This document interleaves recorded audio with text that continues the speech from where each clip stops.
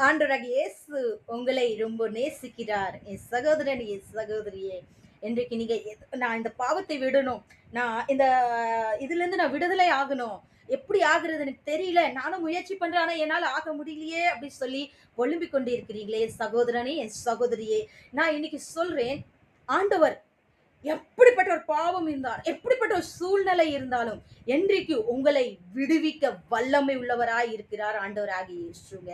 ஆமாங்க.